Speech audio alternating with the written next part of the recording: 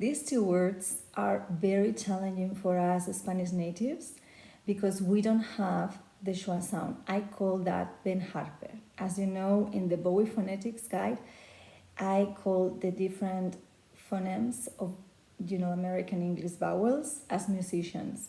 It's a way to make it a little more fun and easy for us to start to be aware of these sounds that we don't have in Spanish. And it's very important if you want to speak English in a way that is natural, in a way that natives start to understand you better. And also, you also feel, and I think it's the best part, you feel the transformation that comes with acquiring a second language that has to do with like this embodiment, feeling the language and how the sound is produced and what parts of your body are vibrating with it.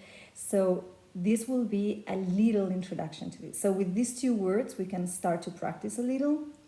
Like we have, it's very common for us if we're Spanish natives to say natur or structur, because we reduce this schwa sound that is, I call it Ben Harper, to our vowel U. We tend to reduce it to that because it's how it sounds much more similar to our U. So we only have 5 vowels. In American English, there are 17 vowels, so imagine it's so different. So this one is the schwa sound, and just, to start producing the sound. So what you have to do, like many American vowels are very relaxed sounds, very relaxed. It's not like in Spanish, our vowels are not relaxed, but American English vowels are very relaxed. And they are produced from most of them from the throat in a very relaxed way.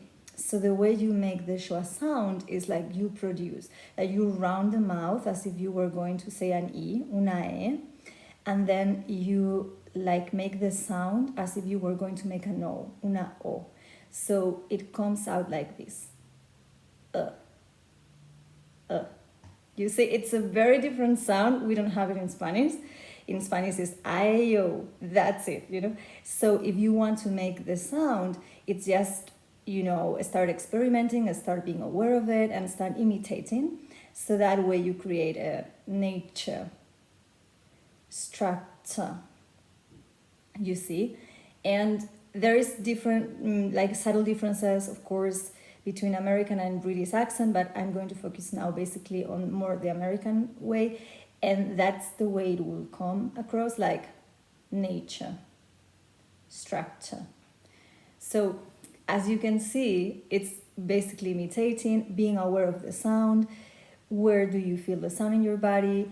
This is a vowel schwa sound that is relaxed. It's here in our throat.